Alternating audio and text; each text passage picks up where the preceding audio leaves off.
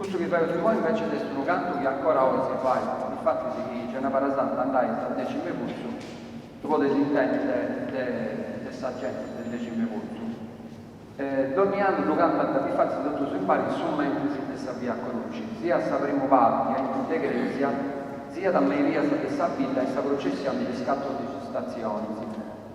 Sul 1953 si sono ficcati del decimo corso del santo su Don Luigino Chetti e ha fatto imprentare sul Liburello con il scuello, su che ancora si vita imperai.